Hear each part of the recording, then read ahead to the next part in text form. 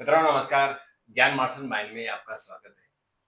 मित्रों, भगवान जगन्नाथ की विश्व प्रसिद्ध बहुत चर्चित रथ यात्रा शुरू हो गई है और रथ यात्रा में पूरे देश भर में जगह जगह हजारों की संख्या में लोग जो उनके भक्त हैं वो शामिल हो रहे हैं।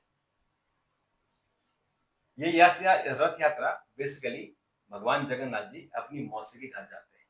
ये 7 दिन का पड़ाव होता है। 3 किलोमीटर की यात्रा होती है।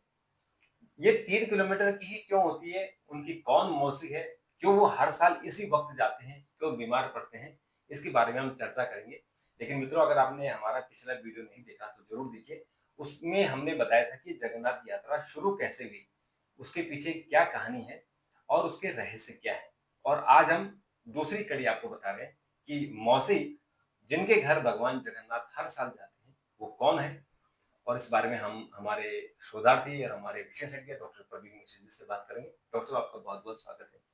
जैसे कल आपने बहुत ही विस्तार से बताया था कि भगवान जगन्नाथ की यात्रा क्या है, वो शुरू कैसे हुई और आज आप बताने वाले हैं कि जहाँ वो जाते हैं, मौसी के घर जाते हैं, तो वो मौसी कौन है और क्यों वो हर साल इसी वक़्त जाते हैं? दरअसल ये बहुत बड़ा रहस्य है। सब लोग ये तो जानते हैं कि जगन्नाथ की रथ यात्रा जो होती है, हुँ, वो 9 दिन की रथ यात्रा होती है हुँ, और इन 9 दिनों में महाप्रभु अपने भाई बलभद्र और बहन सुभद्रा के साथ 7 दिन तक अपनी मौसी के घर रहते हैं। हाँ, अब ये मौसी का रहस्य क्या है? कौन है ये मौसी? क्यों ये परंपरा शुरू हुई? इसके पीछे क्या कारण थे? और मौसी के घर जाते हैं तो भगवान करते क्या है? हुँ, मौसी का घर मतलब ननिहाल एक नहीं, तरीके हाँ, से। धन्यवाद। तो भगवान जगन्नाथपुरी का जो मुख्य मंदिर है, उससे 2.5-3 किलोमीटर की दूरी पर गुंडीचा मंदिर है हाँ, गुंडीचा मंदिर है, बड़ा फेमस मंदिर है। और इसे ही भगवान जगन्नाथ की मौसी का घर कहा जाता है। भगवान की जो रथ यात्रा शुरू होती है वो अपने मंदिर से और 2.5-3 किलोमीटर के सफर पर जाती है। कई विधियां उस दौरान अपनाई जाती है और वहां पर जो है भगवान 7 दिन तक आराम से अपनी ननिहाल में वैसे ही रहते हैं जैसे कि आजकल बच्चे जो है अपनी जब ननिहाल जाते हैं, हाँ, मतलब तो उछल-कूद वहाँ खूब करना, उछल मस्त कूद रहना। करते हैं, खूब मस्ती से खाना खाते हैं और वहां पर भगवान का जो रूप होता है वो सामान्य जन का रूप होता है।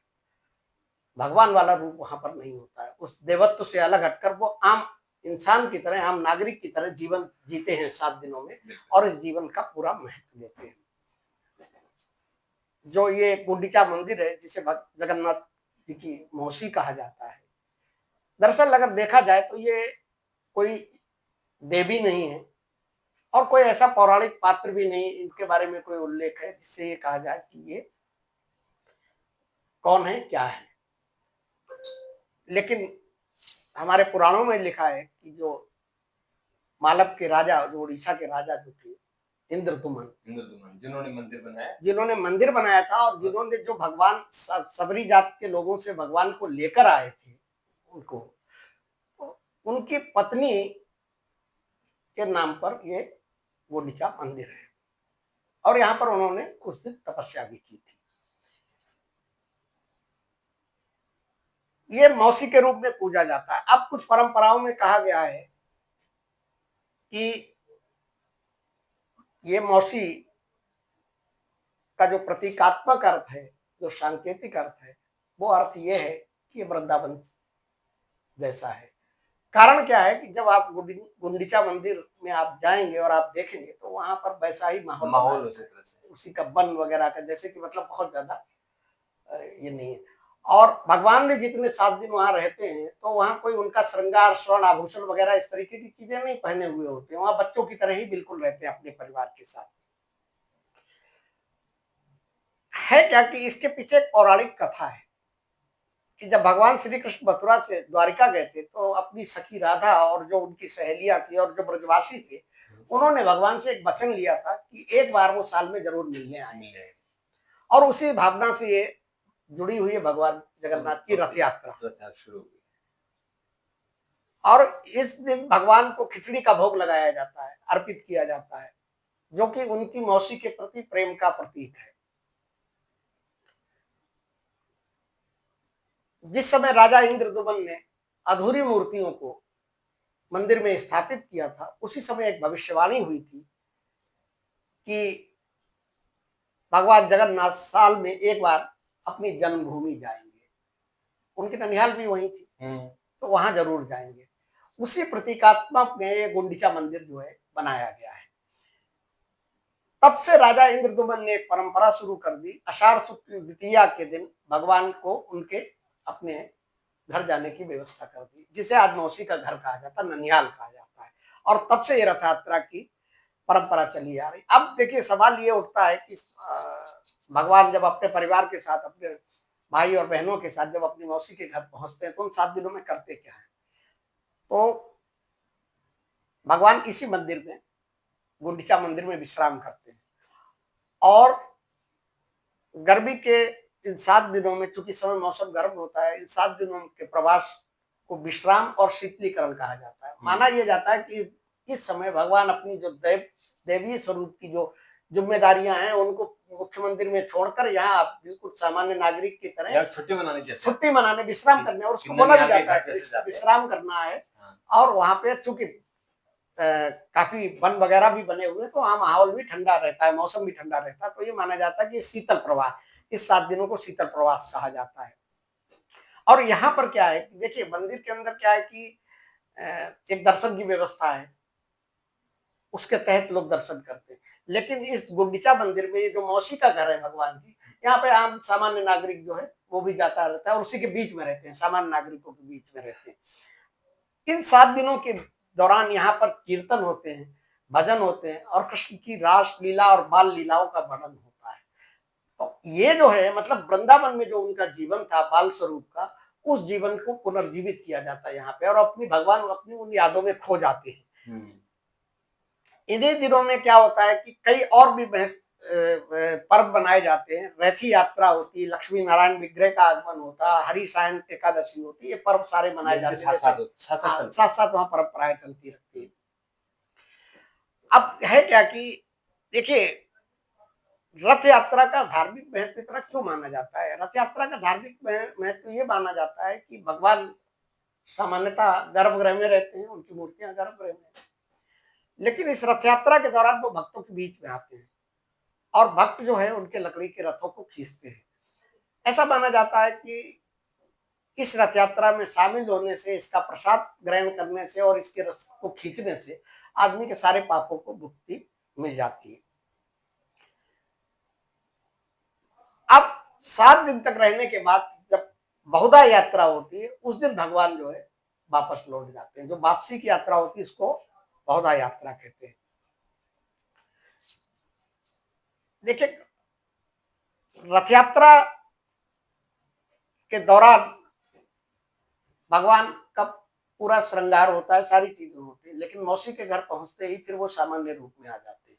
और उसके बाद जब वापस आते हैं अपने घर में, इसी से एक और भी कहानी जुड़ी हुई है, मैं आपको बताऊं कि हेरा पंचमी बोलते हैं। अब हेरा पंचमी की एक परंपरा होती है कि हुआ क्या कि जब मूल विग्रह से भगवान जी अपने भाई और बहन के साथ अपनी मौसी के घर चले गए, तो माँ लक्ष्मी जो है बहुत क्रोधित हुई और वो ढूंढने निकली।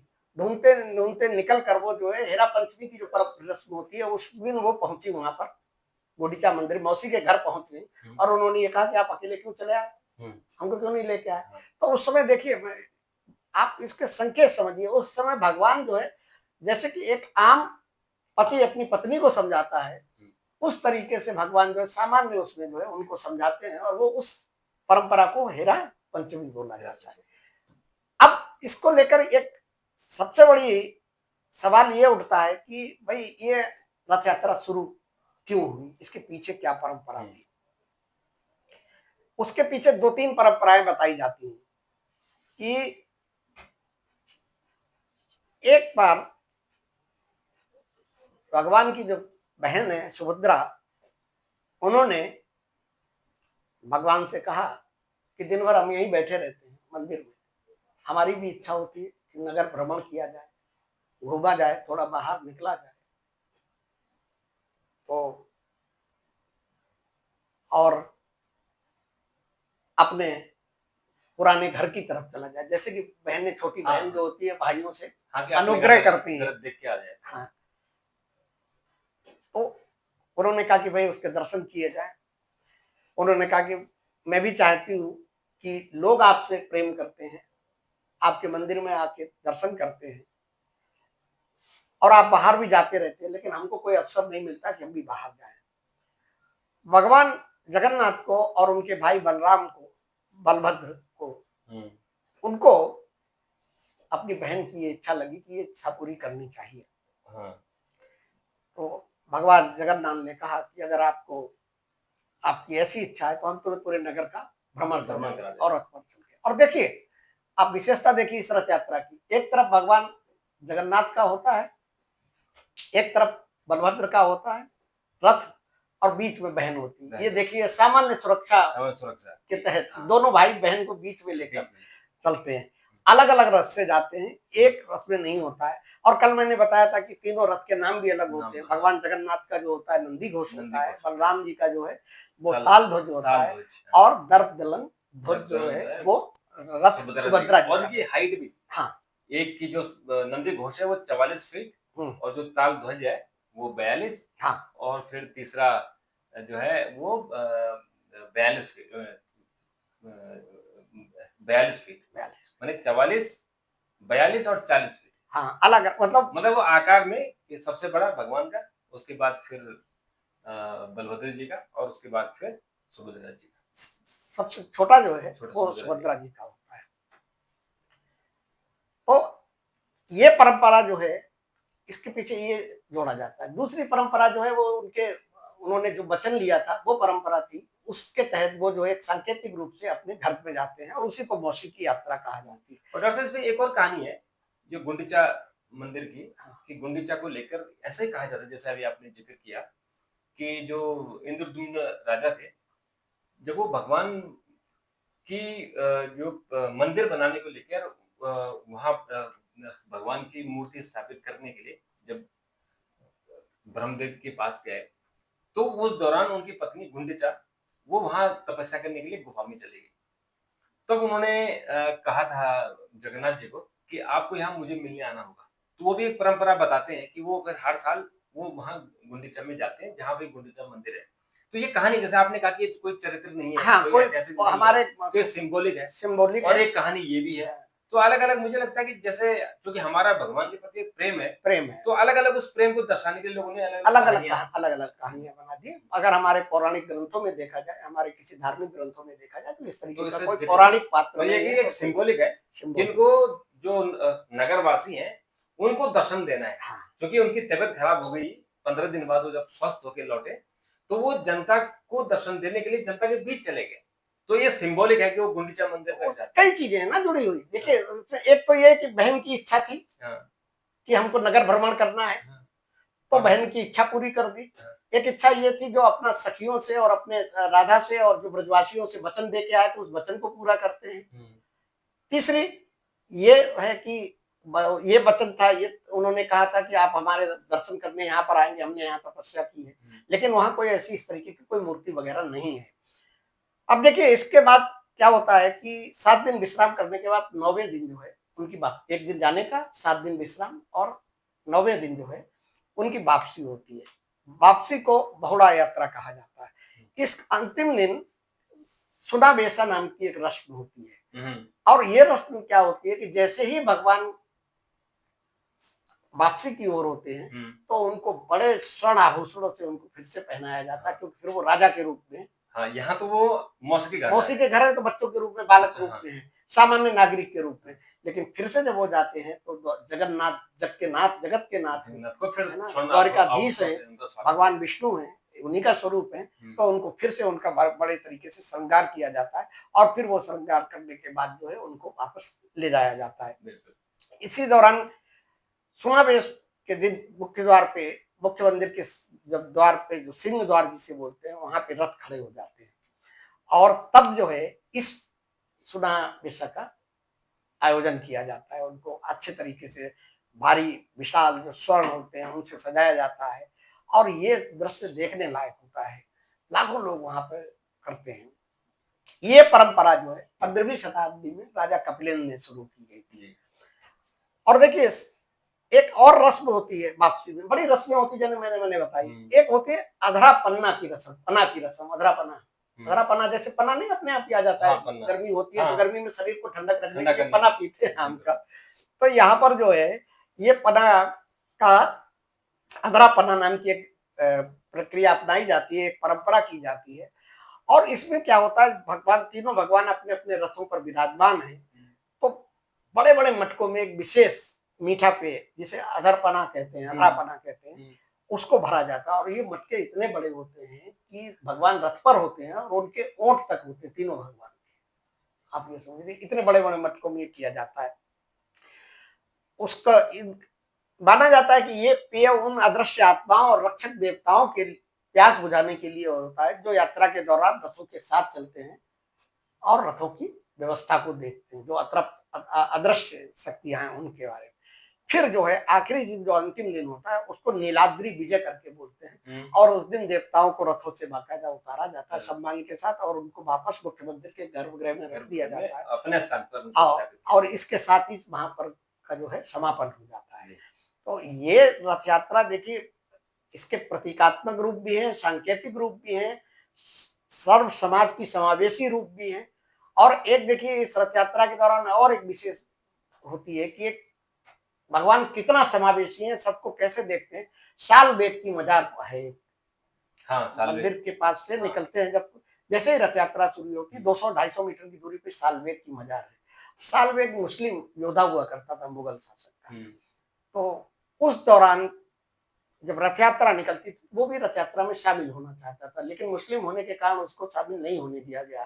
तो क्या होता था कि जब रथ यात्रा निकलती तो वो दूर से खड़े होकर भगवान के दर्शन करता था और मन ही मन श्रद्धा भाव व्यक्त करता था। भगवान को उसकी भक्ति इतनी अच्छी लगी, उन्होंने क्या किया कि भगवान ने वहीं पे रथ को रोक दिया कि आराम से दर्शन कीजिए। और उसको दर्शन दिए कि तुम दर्शन आराम से करो। सबसे अच्छे दर्शन उसने किए। उसके बाद जब वो साल व्यक्ति उसकी मृत्यु हो गई तो वहां पे एक मजार बना दी गई। और वो तब से वो जो परंपरा चली आ रही, वो आज भी वही परंपरा रहती है। भगवान का रथ वहां ऑटोमेटिक रुक जाता है, वहां रुके और अपने भक्त उस क्षण के लिए वहां पे रथ रुक जाता है। और उस रथ को रुकने के बाद जब माना जाता है कि साल वेग को दर्शन दे दिए, उसके बाद रथ आगे बढ़ता। तो ये देखिए भगवान महाप्रभु की जो है, इसको आप ये मान के चलिए कि ये समाज के लिए एक संदेश भी है कि भगवान की नजर में ना कोई हिंदू है, ना कोई मुसलमान है, कुछ नहीं है। वो तो अपने भक्त पर बस उनका ये क्या है कि भव्य रथ यात्रा के दौरान उनका एकमात्र उद्देश्य होता है कि अपने आम भक्तों से सड़क पर मिलकर आम आदमी की तरह मुलाकात की जाए और उनके दुख दर्द को दूर किया जाए। और मित्रों, कल भी हमने इस बात में जिक्र किया था कि जब जगन्नाथ यात्रा निकलती है तो हजारों लोग उसमें आते हैं। उड़ीसा में, पुरी में अनुमान लगाया गया कि 13 लाख लोग आएंगे। अब सोचिए कितना इस बार भी अनुमान है 15 लाख और इस बार भी। तो ऐसे ही दिल्ली में भी, ऐसे ही गुजरात में भी, जो जहां जहां मंदिर स्थापित मंदिर है वहां रथ यात्रा निकल रही है। और खास बात है कि इस रथ यात्रा में कभी भी कोई नुकसान नहीं हुआ। आज भी गुजरात में, अहमदाबाद में जो रथ यात्रा निकली थी, उसमें हाथी थे, 2 हाथी बेकाबू हो गए थे, लेकिन थोड़ी बहुत चोट आई, लेकिन किसी का बड़ा नुकसान नहीं। देखिए, मैं इसके पीछे भी एक कारण बता दूं कि इस रथ यात्रा में हाथियों का महत्व, हाथियों का महत्व बहुत ज्यादा होता है। हाथियों का महत्व इसलिए होता है कि जब रथ यात्रा शुरू होने से पहले भगवान को जब स्नान कराया जाता है पूर्णिमा के दिन, और उस स्नान के बाद वो तीनों लोग बीमार हो जाते हैं, अस्वस्थ हो जाते हैं। अस्वस्थ हो जाने के बाद उनको 15 दिन के लिए एकांतवास में रखा जाता है। तो जब उनको एकांतवास में रखा जाता है, अकेले में रखा जाता है, अनबसरा जिसे कहते हैं, उस दौरान भगवान जो है गजानन का वेश धारण कर लेते हैं, गणपति का वेश धारण कर लेते हैं। इसलिए इस पूरी यात्रा में गजानन का, हाथी का बहुत धार्मिक और पौराणिक महत्व। और उसमें हाथी को हम जो गणपति का रूप मानते हैं और शुभ मानते हैं। कोई काम करना तो हाथी का रूप दिख जाए, या पहले तो राजा महाराजा अपने दरवाजे पर वो हाथी को ही बांध के रखते थे, क्योंकि ये शुभ होता है। तो मित्रों, ये रहा आज का प्रोग्राम, और कल एक और प्रोग्राम के साथ आपके साथ उपस्थित होंगे, क्योंकि हम पूरे 9 दिनों तक आपको 9 कहानियां, कल आपको जगन्नाथ मंदिर के जो है रहस्य उनके बारे में बताएंगे। तो हम एक एक करके पूरे 9 दिन आपको भगवान जगन्नाथ और उनसे जुड़ी हुई कहानियां, रोचक कहानियां बताएंगे। पहले दिन हमने यात्रा के बारे में बताया कि वृत्तांत कैसा है, क्यों होती है, और आज हमने बताया आपको कि मौसी कौन है। और कल हम आपको बताएँगे कि जो जगन्नाथ मंदिर है, ये पुरी का मंदिर इतना भव्य मंदिर है, वो 700-800 सालों से कैसे अपनी जगह अडिग है और हवा, तूफान, बारिश और समुद्र की लहरें उसका कुछ नहीं बिगाड़ पाई। इसके बारे में कल आपसे अगर बात करेंगे। किसी को चमत्कार देखना है तो जगन्नाथपुरी चला जाए, बिल्कुल, साक्षात चमत्कार साक्षात दिखाएगा। आपको चमत्कार सब है। कुछ प्रकृति के विपरीत होता है, बिल्कुल, हवा की के विपरीत उल्टी दिशा में झंडा वहाँ ध्वज जो जो ध्वज ध्वज है, फहराता है, वो विपरीत दिशा में चलता है। पक्षी नहीं बैठते, पक्षी नहीं बैठते, उसके ऊपर से कोई पक्षी नहीं गुजर सकता, यहाँ इवन तक जहाज भी नहीं जहाज गुजर में नहीं सकता। गुजर सकता, जहाज में और समुद्र की लहरें, जिसमें आप देखिए सबसे ज़्यादा जो टाइफून है, साइक्लोन है, वो उड़ीसा में आते हैं। आज तक कोई भी साइक्लोन भगवान जगन्नाथ को नहीं छू पाया। और उसका जो नमकीन पानी होता है, वो नमकीन जो समुद्र का होता है, उसकी चूँकि मॉइस्चर ज़्यादा होता है और अच्छे से अच्छा पत्थर हो, लोहा हो, पिघल जाता है, खराब हो जाता है। लेकिन भगवान जगन्नाथ का नहीं। मंदिर और अडिग है। एक और विशेषता है कि जब समुद्र का पानी सिंह द्वार जो है हाँ, मुख्य मंदिर का, हाँ, तो सिंह द्वार पे जैसे ही आप सिंह द्वार के इधर कदम रखेंगे तो आपको जो समुद्र की लहरें जो हैं उनकी आवाज नहीं, शांत हो जाती है, हाँ, वो आवाज नहीं आवाज़ सुनाई तक देती। नहीं आती लहरों और में। जैसे ही आप सिंह द्वार से इस साइड में एक कदम रखेंगे तो आपको आवाज़ समुद्र की लहरों की लहरों आवाज, की शोर आवाज़ें सुनाई पड़ेगा। मतलब शोर भी, ध्वनि भी वहां शांत हो जाती है शांत हो कि जाती है भगवान कि की भगवान किसी में सो रहे होंगे, आराम कर रहे होंगे, विघ्न विघ्न नहीं नहीं होना डालेंगे। चाहिए। तो मित्रों, कल तक का इंतज़ार कीजिए और अगर आपने चैनल अभी तक सब्सक्राइब नहीं किया, तो तुरंत कर दीजिए, क्योंकि हम आपको इसी तरह से ही भारतीय विरासत, भारतीय संस्कृति के बारे में बताते रहेंगे। चैनल को लाइक कीजिए, शेयर कीजिए और फिर कल तक इंतज़ार कीजिए। डॉक्टर साहब, आपने बात की, आपका बहुत-बहुत धन्यवाद और आपका भी बहुत-बहुत धन्यवाद। नमस्कार।